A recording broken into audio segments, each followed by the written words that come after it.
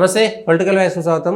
ఒక ప్రత్యేకమైనటువంటి పరిస్థితుల్లో బంగ్లాదేశ్ ఉన్నది. ఆ బంగ్లాదేశ్లో జరిగినటువంటి కారణాలు ఏంటి, దాని చరిత్ర ఏంటి, భవిష్యత్తు ఏమిటి, దాని ప్రభావాలు మన దగ్గర ఎట్లా ఉన్నాయి, ప్రపంచ దేశాల్లో ఎట్లా ఉన్నాయని ప్రముఖ అంతర్జాతీయ సమాఖ్య విశ్లేషకులు సీనియర్ జర్నలిస్టు కందాడి పార్సాది గారు ఉన్నారు. పార్సాది గారు నమస్తే అండి.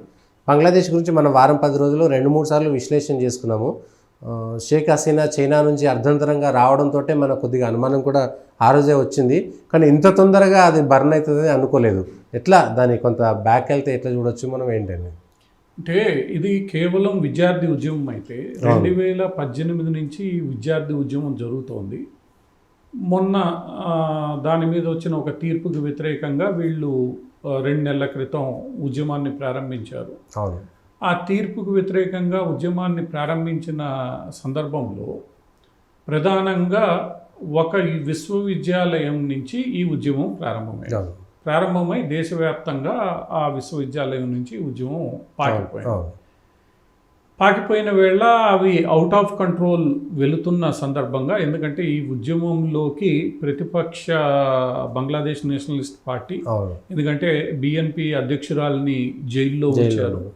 జమాతే ఇస్లామీ అని ఒక మతతత్వ పార్టీ బంగ్లాదేశ్లో ఏదైతే ఉందో ఇవి 2 కూడా చేరాయి.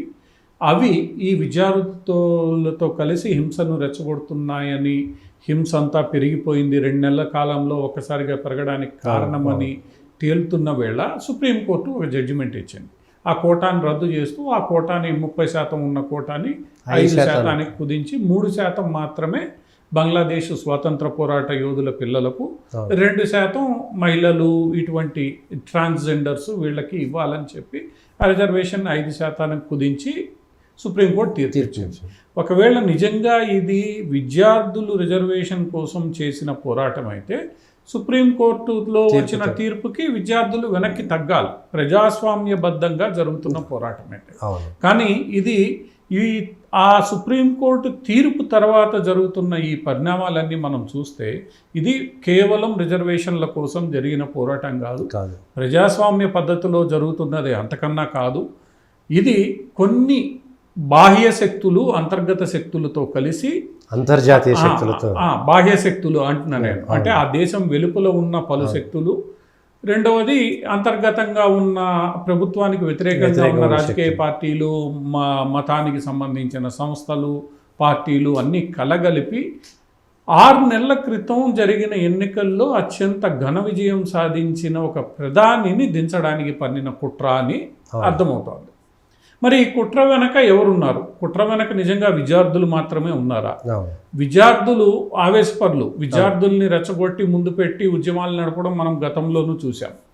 ఆ ఉద్యమాలు ఒక్కోసారి కంట్రోల్ తప్పేలా అంతర్గతంగా ఉన్న కొన్ని దుష్ట శక్తులు ప్రయత్నిస్తుండడం చూసాం. మనం విద్యార్థి నాయకుల్ని ఎవరిని పలకరించినా వాళ్ళు ఈ విషయాలు చెప్తారు. విద్యార్థులు ముందు ఉంటారు పాపం, ఆ యువత ఆవేశంతో దాన్ని వేరేవాడు ఉపయోగించుకుంటూ ఉంటాడు. అటువంటి పరిస్థితి ఈరోజు అక్కడ తలెత్తింది. మరి ఉపయోగించుకున్నది ఎవరు? సో ఇది షేక్ హసీనా, మనం ఇందాక అనుకున్నట్లు ఆమె చైనా పర్యటన నుంచి అర్ధాంతరంగా వచ్చినప్పటి నుంచి కొంత చైనా మీద అనుమానం ఉంది. ఇక్కడ చైనా కేవలం భారతదేశానికి వ్యతిరేకంగా బంగ్లాదేశ్ని ఉపయోగించుకోవడం వరకే తన పాత్ర తాను పోషించిందని చెప్పి మనకి ఇక్కడ అర్థమవుతుంది. కానీ చైనా కన్నా ఎక్కువగా అమెరికాకు సంబంధించిన కొన్ని స్వచ్ఛంద సంస్థలు, అమెరికా ప్రభుత్వ రంగ సంస్థలు కొన్ని గట్టిగా పనిచేసాయని చెప్పి ఇప్పుడు వార్తలు బలంగా వస్తున్నాయి. ఎందుకంటే ఏ యూనివర్సిటీ నుంచి ఈ విద్యార్థి ఉద్యమం ప్రారంభమైందో ఆ యూనివర్సిటీకి అమెరికన్ విదేశాంగ శాఖ ద్వారా నిధులు అందుకుంటున్న ఒక స్వచ్ఛంద సంస్థ నిధులు అందించింది. ఓపెన్ నెట్వర్క్ ఫౌండేషన్, డెమోక్రటిక్, ఇటువంటి సంస్థ పేర్లతో ఉన్న 1-2 సంస్థలు, మనం పూర్తి పేర్లకు వెళ్లకుండా ఆ సంస్థలు ఆ యూనివర్సిటీకి ఫండ్ చేశాయి, ఆ యూనివర్సిటీకి నిధులు అందిస్తున్నాయి. ఆ యూనివర్సిటీ నుంచి ఈ విద్యార్థి ఉద్యమం ప్రారంభమైంది అని ఇప్పుడు మనకి స్పష్టంగా అర్థమవుతుంది. అంటే అక్కడ ఆ యూనివర్సిటీ నాయకులే ఫోర్ ఫ్రంట్కి రావడం, ఆ యూనివర్సిటీలో ఇది ప్రారంభం కావడం, ఆ యూనివర్సిటీకి నిధులు ఈ కోల్డ్ వార్ సందర్భంగా నాటి సామ్యవాద సిద్ధాంతానికి, కమ్యూనిస్టు సిద్ధాంతానికి వ్యతిరేకంగా పనిచేయడానికి పెట్టబడిన సంస్థలు ఇది ప్రభుత్వ ఫండింగ్తో నడిపే స్వచ్ఛంద సంస్థలు. ఈరోజు ఆ యూనివర్సిటీలో పెట్టుబడులు పెట్టడం అంటే నిధులు ఇవ్వడం, అక్కడి నుంచి ఇది ప్రారంభం కావడం అంటే ఒక్కసారిగా అనుమానం అంతా కూడా అమెరికా దీని వెనక, అంతర్జాతీయ మీడియా కూడా ఆ విద్యార్థులనే బాగా హైలైట్ చేసింది. అమెరికా పరోక్షంగా తన కోల్డ్ వార్ ఎరా సంస్థలను ఉపయోగించి ఇదంతా చేసిందనేది ఈరోజు చర్చనీయాంశం. ఇక ఈ సంస్థలన్నిటి వెనక ఎవరుంటారు? జార్జ్ సోరోస్ ఫౌండేషను, ఈ లిబరల్ మీడియా అంటే CNN, BBC, అల్ జజీరా, ఇటువంటివన్నీ. సో ఈ మొత్తం ఇది ఒక ఎకోసిస్టమ్. ఇది మనం ఈరోజు మొదటిసారి వినడంలా, రైతు ఉద్యమం సందర్భంగా విన్నాం. అంతకు ముందు ఈజిప్టులో ముస్లిం బ్రదర్హుడ్ నుంచి విన్నాం. తర్వాత లిబియా, అల్జీరియా, సిరియా, వీటన్నిటిలో కూడా ఈ ఎకోసిస్టమ్ పనిచేస్తోంది. ఇదే ఎకోసిస్టమ్ మళ్ళా ఇక్కడ పేరు వినిపించింది. భారతదేశ ఎన్నికల్లో కూడా ఇదే ఎకోసిస్టమ్ జోక్యం చేసుకోవాలని ప్రయత్నించింది. ఫ్రాన్స్లో కూడా ఇదే ఎకోసిస్టమ్ జోక్యం చేసుకోవాలని ప్రయత్నించింది. ఈరోజు బ్రిటన్లో ఒక రకమైన అంతర్యుద్ధ పరిస్థితిని ఇదే ఎకోసిస్టమ్ క్రియేట్ చేసింది. ఈరోజు అక్కడ రెండు వర్గాలుగా దేశ ప్రజలు విడిపోయి ఉన్నారు. సో ఈ ఎకోసిస్టమ్ యొక్క మూలాలు ఒక్కసారిగా ఈ మొత్తం పోరాటంలో బయటపడేసరికి మనకు అర్థమైపోయింది. ఇక్కడ చైనా తన వంతు ఒక పాత్ర పోషిస్తే, అతి కీలకమైన పాత్ర అక్కడ ఉన్న సిచ్యువేషన్ని పూర్తి స్థాయిలో ప్రణాళికాబద్ధంగా ఎక్స్ప్లాయిట్ చేసుకున్నది అమెరికా. ఈ అమెరికాకి తోడుగా పాకిస్తాన్, అక్కడున్న జమాతే ఇస్లాం కావచ్చు, బంగ్లాదేశ్ నేషనలిస్ట్ పార్టీ, ఇవి రెండు కూడా పాకిస్తాన్కి దగ్గర, భారతదేశానికి వ్యతిరేకం. సో పాకిస్తాన్ అంటే ISI ప్రధానంగా.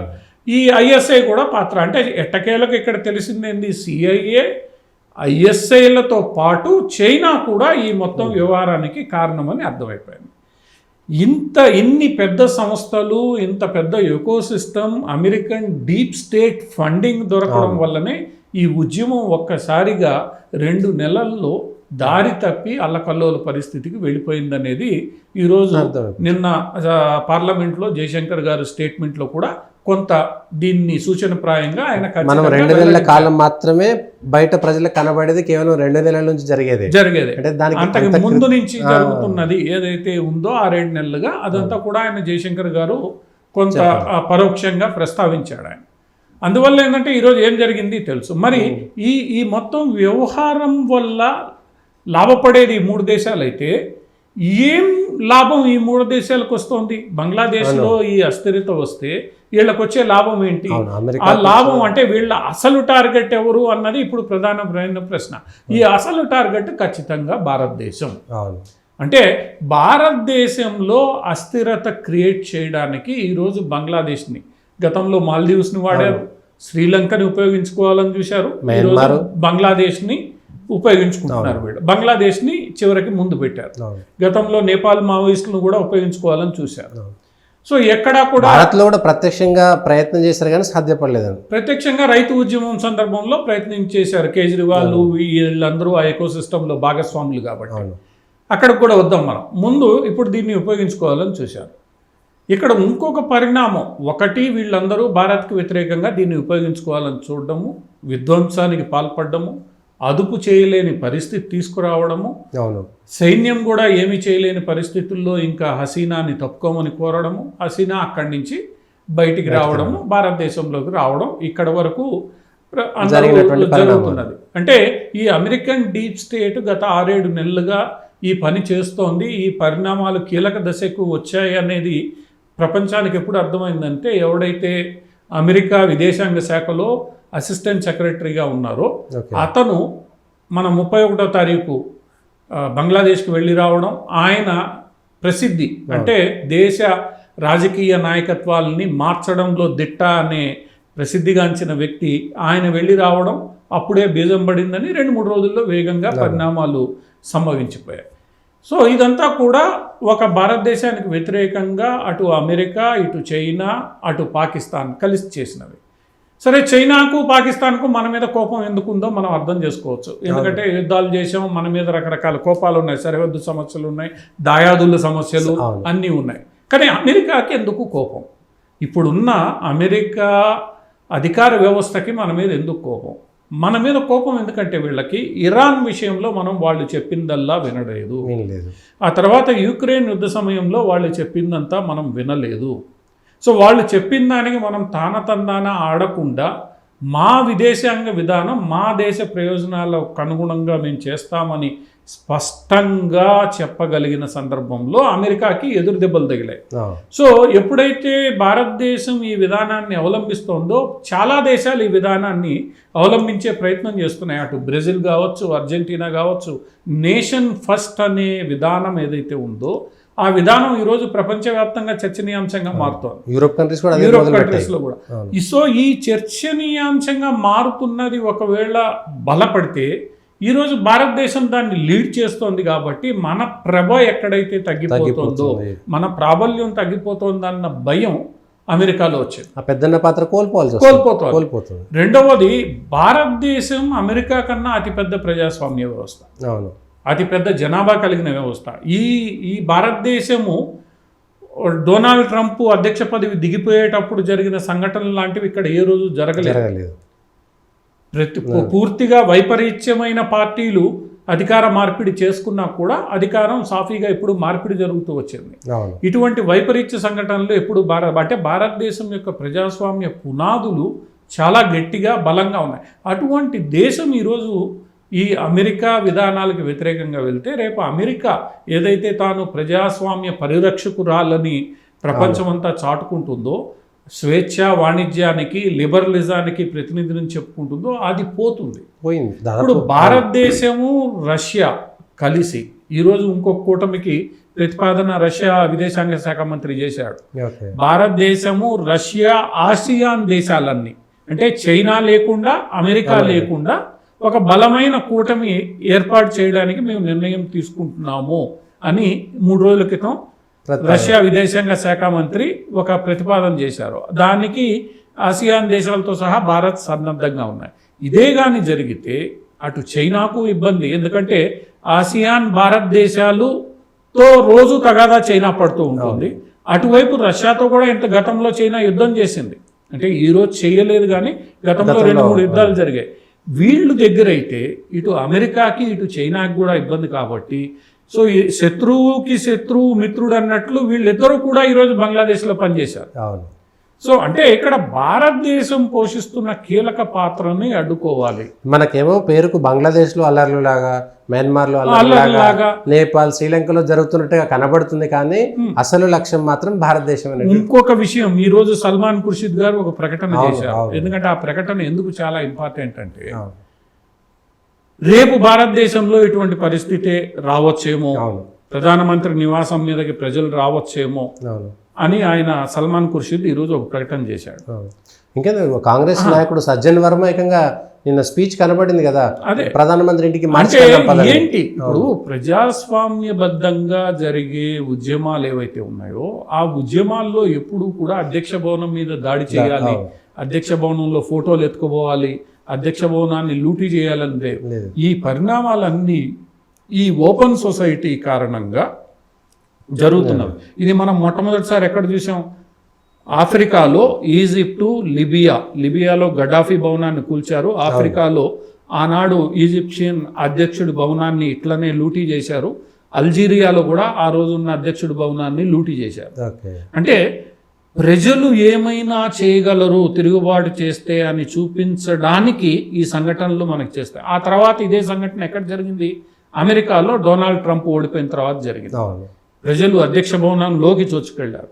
ఆ తర్వాత అదే సంఘటన శ్రీలంకలో జరిగింది.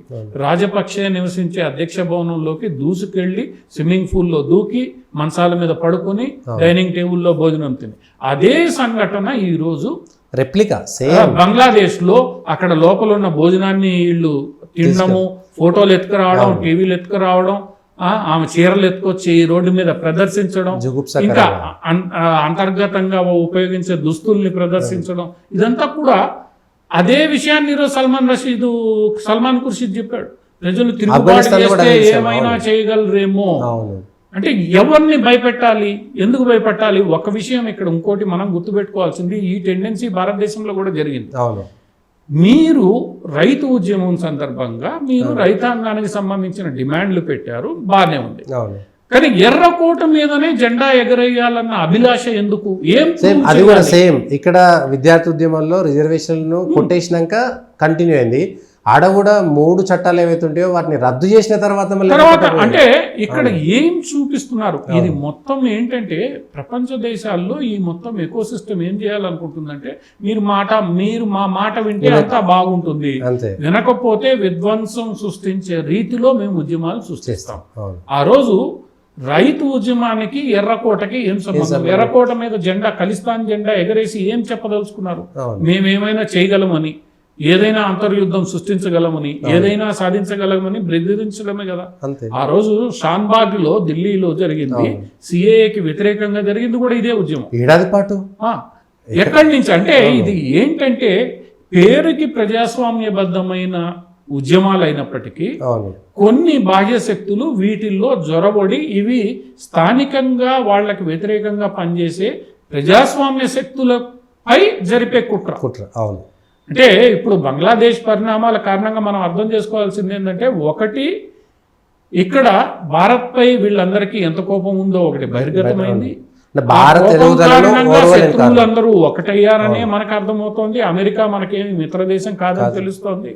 రెండవది, ఈ ఎకోసిస్టమ్ ఎంతకైనా తెగించగలదు. ఇది కేవలం ఏదో కొన్ని డిమాండ్ల పేరుతో జరిగే ఉద్యమాలు కాదు. ఈ చివరి లక్ష్యం ఆ దేశాన్ని అల్లకల్లోలం చేయడం, అస్థిరపరచడం, ఆ దేశ రాజకీయ వ్యవస్థని స్వాధీనంలోకి తెచ్చుకోవడం, మళ్ళీ అమెరికన్ అదే మొత్తం తెచ్చుకోవడం కోసం. ఇది ఈ రోజు మనకి స్పష్టంగా బంగ్లాదేశ్ లో కనిపిస్తుంది. అంత స్పష్టంగా కనిపిస్తున్న వేళ భారతదేశం జాగ్రత్తగా ఉండాలి. నిన్న విదేశాంగ శాఖ మంత్రి 2 సభల్లో ఇచ్చిన స్టేట్మెంట్ ప్రకారం చూస్తే భారత్ దీన్ని ఎదుర్కోవడానికి సన్నద్ధంగా ఉంది. కాకపోతే ఇక్కడ ప్రధానమైన సమస్య ఎవరు మనకి ఈరోజు? పేరుకి రాహుల్ గాంధీ నిన్న జయశంకర్ గారికి మీరు ఏం చేస్తే అది మేము మద్దతు పలుకుతామన్నా, మళ్ళీ పార్లమెంట్లోకి వచ్చేసరికి ఒక కాంగ్రెస్ నాయకుడు అక్కడ జరిగింది రేపు ఇక్కడ జరగచ్చు అని బెదిరిస్తాడు, ఇంకొక కాంగ్రెస్ నాయకుడు రైతాంగ ఉద్యమం ఇంతకన్నా తీవ్రంగా చేస్తామని బెదిరిస్తాడు, రాహుల్ గాంధీ కూడా చైనాను చూసి మీరు భయపడుతున్నారని పార్లమెంట్లో మాట్లాడతాడు. ఇదంతా ఒక ఎత్తు అయితే, బెంగాల్ సరిహద్దుల్లో ఉన్న మమతా బెనర్జీ వ్యవహార శైలి ఇంకొక ఎత్తు. ఆమె మొన్న ఏమనింది? శరణార్థులు వస్తే నేను బెంగాల్లో పెట్టుకుంటా అనింది. ఈ రోజు నిజంగా శరణార్థులు వచ్చి గేట్ ముందు నిలబడ్డారు. ఈ రోజు ఏమో చేతులు ఎత్తేసింది, నాకు సంబంధం లేదు, ఇదంతా విదేశాంగ శాఖ చూసుకుంటుంది అని. అంటే రాజకీయాల్లో మీరు ఏదైతే ఈ మొత్తం వ్యవహారాన్ని రెచ్చగొట్టడానికి వాడేశారో, ఈ రోజు వ్యవహారం పూర్తిగా అదుపు తప్పి మీ గేట్ కిందకు వచ్చిన తర్వాత ఈ రోజు మీకు తెలిసి వచ్చింది నిజం. 1,00,000 మంది వచ్చి మీ సరిహద్దుల్లో నిలబడిన తర్వాత ఈ రోజు మీకు భయం పట్టుకుంది.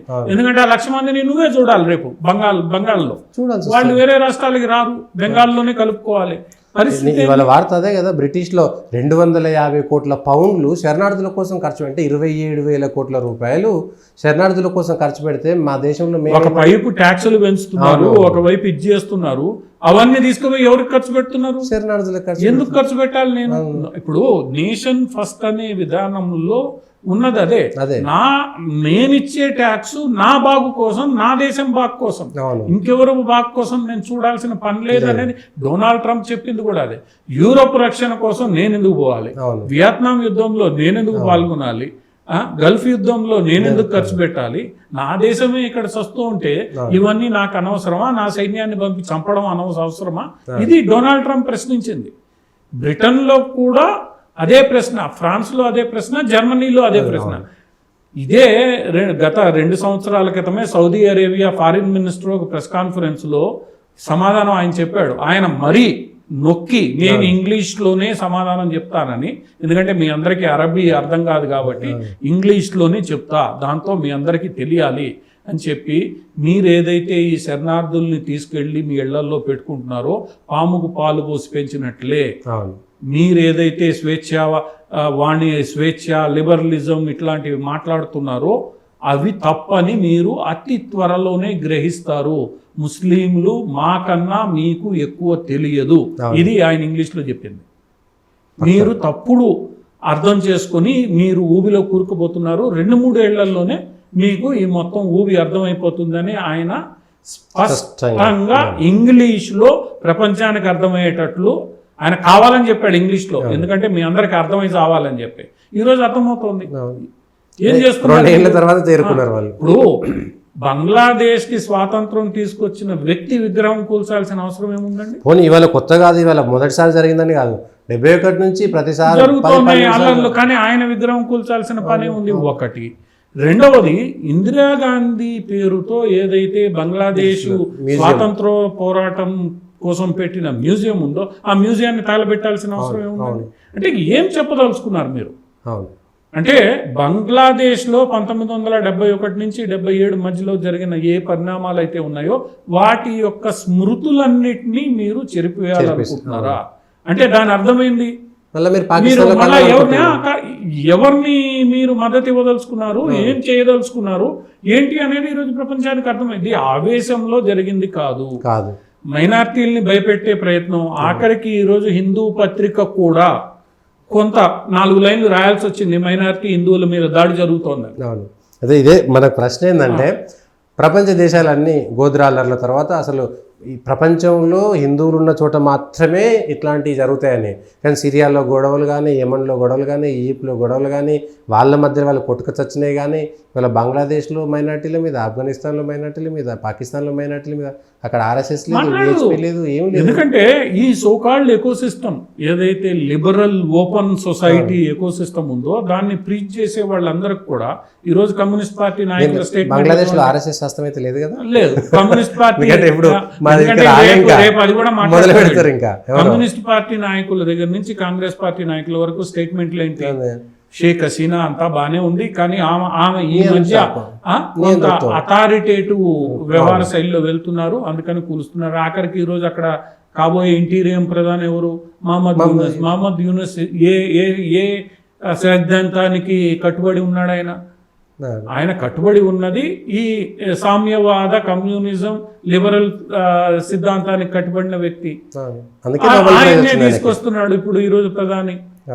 సో ఒకవైపు American deep state funded institutions, ఇంకోవైపు చైనా, మూడోవైపు పాకిస్తాన్ ఐఎస్ఐ, జమాతీ, ఈ తీవ్ర స్థాయిలో జమాతీ ఇస్లాం అక్కడ ఉంది, బంగ్లాదేశ్ నేషనలిస్ట్ పార్టీ ఉంది. వెంటనే ఖలీదా జియాని విడుదల చేశారు, యూనుస్ ని ఈరోజు అక్కడ ఇంటీరియర్ ప్రధానమంత్రిగా చేస్తున్నారు. అంటే ఇక్కడ వస్తున్న వ్యక్తులు ఎవరు, వాళ్ళ యొక్క బ్యాక్గ్రౌండ్ ఏంటి, తెరపైకి ఎవరు వస్తున్నారు, ఈరోజు ఎవరిని ఈరోజు టార్గెట్ చేస్తున్నారు, ఇవన్నీ చూస్తే ఒక రకంగా హసీనాకి వ్యతిరేకంగా ఇదంతా జరిగింది. హసీనాకి వ్యతిరేకంగా ఎందుకు జరిగింది? హసీనా అమెరికా మాట వినలేదు. ఒకటి, హసీనా భారతదేశంతో గట్టిగా సంబంధాలు పెట్టుకొని ఉంది. చైనాను కూడా ఎంత దూరంలో ఉంచాలనో అంత దూరమే వచ్చింది. ఆమెమి చైనా నుంచి తీసుకుంటూనే తన యొక్క లిమిట్ ని పెట్టుకుంది. ఇవన్నీ వీళ్ళందరికీ నచ్చడం లేదంటే ఇండైరెక్ట్ గా భారత్ ని వీళ్ళు టార్గెట్ చేసుకుని పనిచేస్తున్నారు. అదే విషయాన్ని ఈరోజు సల్మాన్ ఖుర్షిద్ చెప్పాడు, రేపు ఇక్కడ కూడా జరగవచ్చు. ఎవరిని బెదిరిస్తున్నారు మీరు?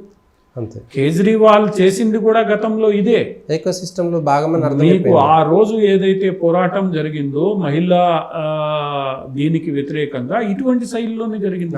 కానీ ఇది భారతదేశం కాబట్టి కొంత ప్రజాస్వామ్యయుతంగా కంట్రోల్డ్ ఎన్వైరన్మెంట్ లో ఆ రోజు కాంగ్రెస్, ఇందులో నేను స్పష్టంగా చెప్పేది 75-80% మంది మెజారిటీ హిందువులు కాబట్టి తట్టుకోగలిగారు. అంటే ఈ రోజు ఏం పరిస్థితి క్రియేట్ చేయాలనుకుంటున్నారు మీరు? అంతే. ఎవరిని బెదిరించాలనుకుంటున్నారు? హిందువులందరూ ఈ దేశంలో మత ఛాందస్వాదులు అనుకున్నారు కదా, మరి బంగ్లాదేశ్ లో జరుగుతున్నది ప్రపంచానికి ఈ రోజు ప్రపంచానికి తెలుస్తోంది.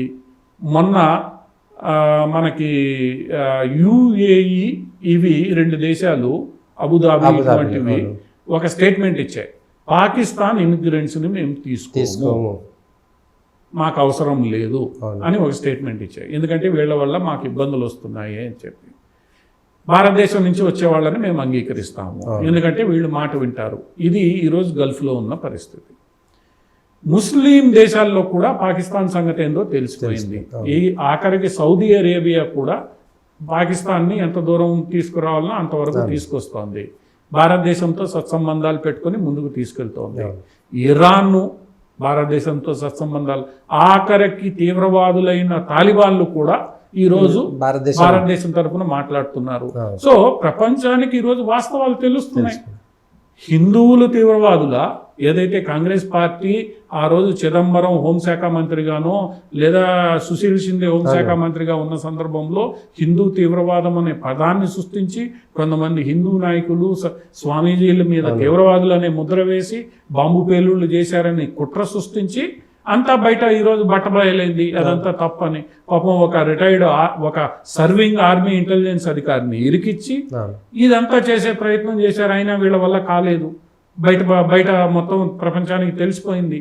అందువల్ల బలవంతంగా ఒక వర్గానికి కొమ్ము కాయడానికి ఇటు భారతదేశంలో కానీ అటు ప్రపంచవ్యాప్తంగా కానీ కొన్ని శక్తులు, ఇప్పుడు పాలస్తీనా అంటే హమాస్ ఏం తప్పు చేసినా అది తీవ్రవాదం కాదు, అది స్వాతంత్ర పోరాటం.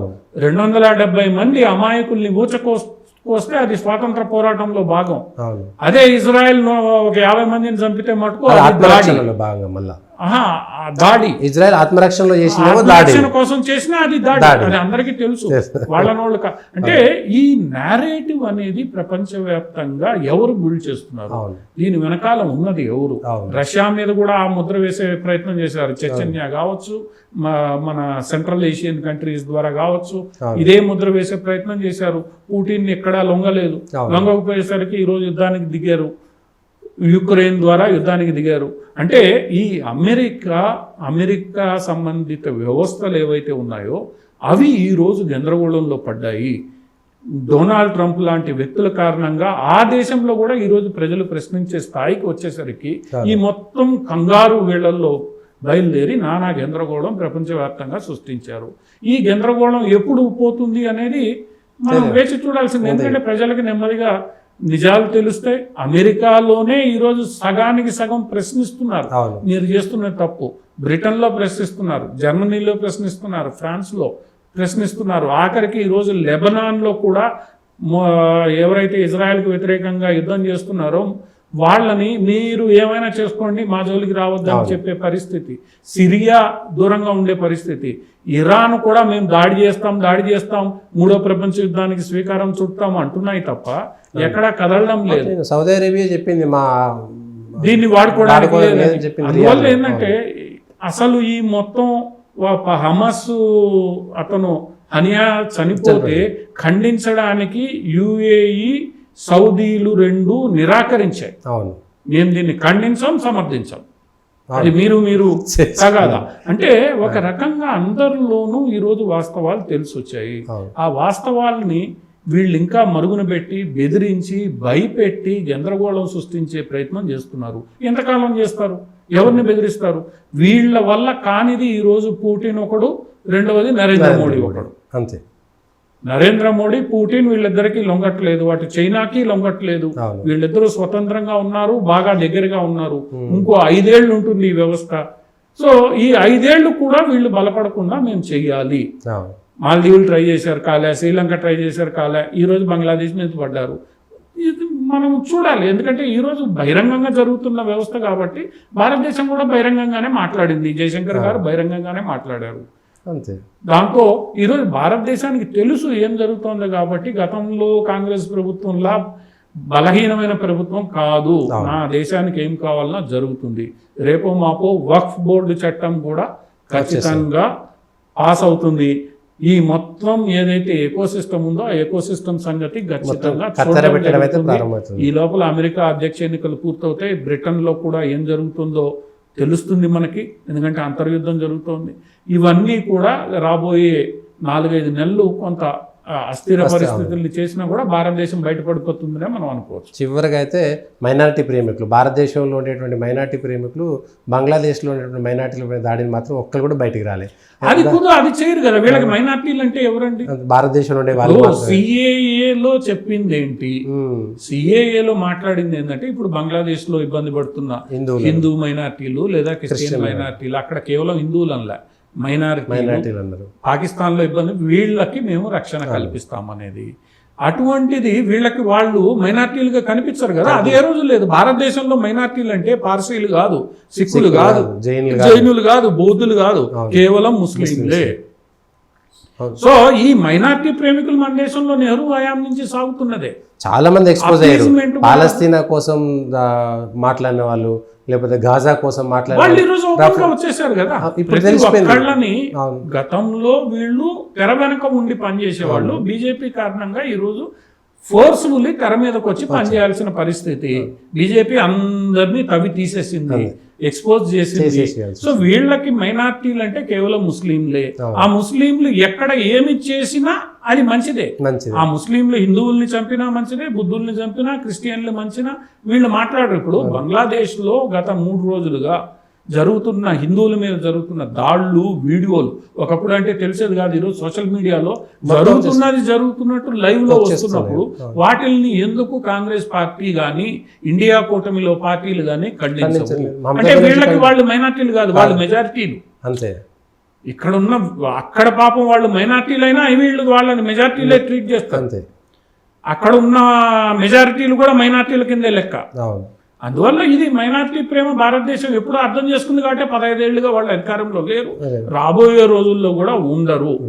ఎప్పటిదాకా మీరు ఈ కాళ్ళు సూడో సెక్యులరిజం పేరుతో ఒక వర్గాన్ని సంతృప్తి పరిచే ప్రయత్నం చేస్తారో, వాస్తవాల్ని మరుగుపెట్టే ప్రయత్నం చేస్తారో, ఆ మెజారిటీ వర్గం ఒక్కసారి జాగృతమైన వేళ ఒక్కసారి అది అర్థం చేసుకుంటే అంత ఈజీగా ఆ భావనలు మీరు తొలగించలేరు. అటు ఇటు చిన్న చిన్న హికప్స్ జరగచ్చు తప్ప, 20 సీట్లు తగ్గొచ్చు, 20 సీట్లు పెరగచ్చు, ఇటువంటివి జరగచ్చు తప్ప మీకు పూర్తి మెజారిటీ రాదు. ఎందుకంటే మీరు మారరనే విషయం ఈరోజు అందరికీ అర్థమైపోయింది.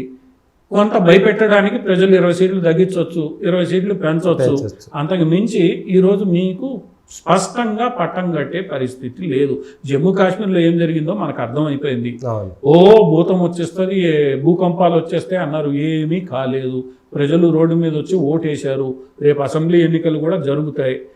పాకిస్తాన్ సైన్యమే నేరుగా రంగంలోకి దిగి తన కమాండోల్ని పంపించి ఏవో 2-3 అలజడి సంఘటనలు సృష్టించాలని చూస్తే ఈ రోజు ఏమైందండి? వారం 10 రోజులుగా జమ్మూ కాశ్మీర్ ప్రశాంతంగా ఉంది. ఇప్పుడు నువ్వు ఏదో ఊహించి ఏదో చేసి నేను హైలైట్ చేస్తానంటే ఇవన్నీ చూసింది భారతదేశం.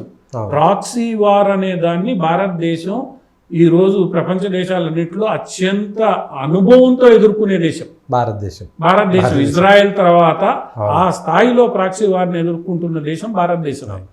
ఇజ్రాయెల్ కన్నా ఎక్కువ దాన్ని మనం అలవాటు చేసేసుకున్నాం. మన సైన్యం అలవాటు చేసుకుంది, మన భద్రతా బలగాలకు అలవాటు అయిపోయింది. అది దాన్ని మనం ఎదుర్కొన్నాం. ఈ రోజు ఎందుకు జరగట్లేదు? వారం రోజులుగా సంఘటనలు అక్కడ జరగట్లేదు. అదే మనం ఇప్పుడు జాగ్రత్తగా ఉండాల్సింది బంగ్లాదేశ్ బార్డర్లో ఇంకొంచెం జాగ్రత్త. బంగ్లాదేశ్ బార్డర్ని ఇప్పటికే పటిష్టం చేస్తున్నారు. ఇప్పటికే విమానాలు రాకపోకలు ఆపేశారు, రైళ్ల రాకపోకలు ఆపేశారు, బస్సులు రాకపోకలు, లారీలు రాకపోకలు ఆపేశారు.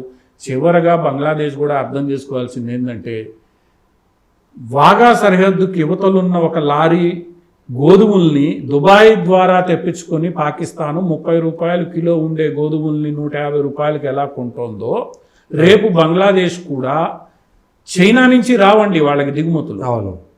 బంగ్లాదేశ్కి కావాల్సింది ఏవైతే వస్తువులు ఉన్నాయో ఇండియా నుంచి తెప్పించుకుంటే 10 రూపాయలు వస్తుంది. ఈరోజు నువ్వు నీ పొట్ట మీద కొట్టుకుంటే పాకిస్తాన్ పరిస్థితి నీకు తలెత్తుతుంది. మాల్దీవులు ఏమైంది? మన టూరిస్టులు పోవట్లేదు.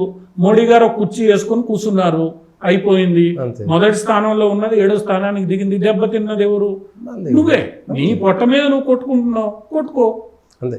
ప్రపంచానికి అది కన్క్లూజన్గా ప్రపంచానికి మీరు భారతదేశంతో లొల్లి పెట్టుకుంటే నష్టపోయేది మీరే అనేటువంటిది మాల్దీవ్స్తో అర్థమైంది, పాకిస్తాన్తో అర్థమైంది, శ్రీలంకకి అర్థమైంది.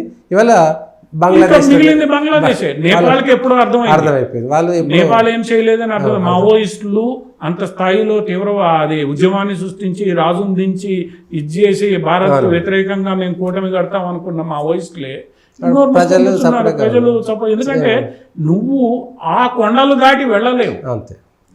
చైనా నీకు పక్కనున్నా కూడా చైనా కూడా ఆ కొండలు దాటి రావాలంటే చాలా కష్టం. అవును. నువ్వు ఇటువైపు రావడం సులభమా, అటు పోవడం సులభమా?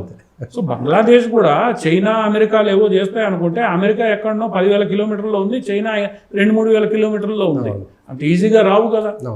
అందువల్ల ఏంటంటే వీళ్ళు అర్థం చేసుకోవాల్సింది, పక్కన మంచిగా చూసుకునే నేబర్ కావాలన్నా ఆ నేబర్తో తగాదా పెట్టుకుని మళ్ళా చాడాలన్నా అందరూ భూటాన్ చూసి బుద్ధి తెచ్చుకోవాలి. అంతే. భూటాన్ చూసి బుద్ధి తెచ్చుకోవాలి. ప్రశాంతంగా ఉండాలి. రేపు నీకు టూత్ పేస్ట్ రాదు, లేదా ఇంకో వస్తువు దొరకదు, ఆ వస్తువు ఎక్కడి నుంచి రావాలి?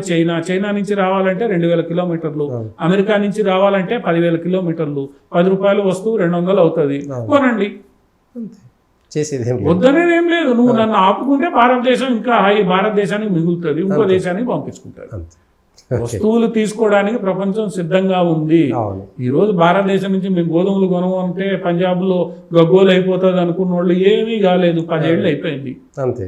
నేను ఆపేస్తా వాణిజ్యాన్ని మనల్ని బెదిరించారు, ఏమైంది? నువ్వే 1000 రూపాయలు పెట్టి గోధుమలు కిలో కొనుక్కుంటున్నావు. అంతే. అందువల్ల ఇక్కడ భారతదేశాన్ని బెదిరిస్తే అయ్యేది ఏం లేదు. ఈరోజు భారతదేశంలో ఉత్పత్తులు అమ్మాలని చెప్పి పెద్ద పెద్ద సంస్థలు పోటీ పడుతున్నాయి. ప్రపంచంలో అతిపెద్ద మార్కెట్లో ఒకటి భారతదేశం, 140 కోట్ల జనాభా ఉన్న దేశం. మీరు కొనకపోతే మేమే అమ్ముకుంటాం. అంతే. సింపుల్. మునిగిపోయేది ఏమీ లేదు, ఇబ్బంది పడేది మీరే. ఈ విషయాన్ని ఇప్పటికే పాకిస్తాన్ అర్థం చేసుకుంది, మాల్దీవులు అర్థం చేసుకుంది, శ్రీలంక అర్థం చేసుకుంది, నేపాల్ ఇంకా అర్థం చేసుకోవాల్సింది మీరే. మీరు అర్థం చేసుకోకుండా మా మతం ఇది అది అని మీరు మాట్లాడితే పాకిస్తాన్ లాగా మీరు ఇబ్బంది పడతారు. ఓకే, థ్యాంక్ యూ పార్సాది గారు. ఇది బంగ్లాదేశ్. చూస్తే సమస్య ఆ దేశంలో చిన్న విద్యార్థుల సమస్యలా కనబడుతుంది, కానీ తవ్వి తీస్తే వెనక ఉండేటువంటి కొండంత అండా ఎవరున్నారనేటువంటిది దీని ద్వారా అర్థమైపోయింది. అంతర్జాతీయ విషయాలను అర్థం చేసుకొని భారతదేశ ప్రజలందరూ కూడా మారాల్సినటువంటి సందర్భం కూడా ఇదే.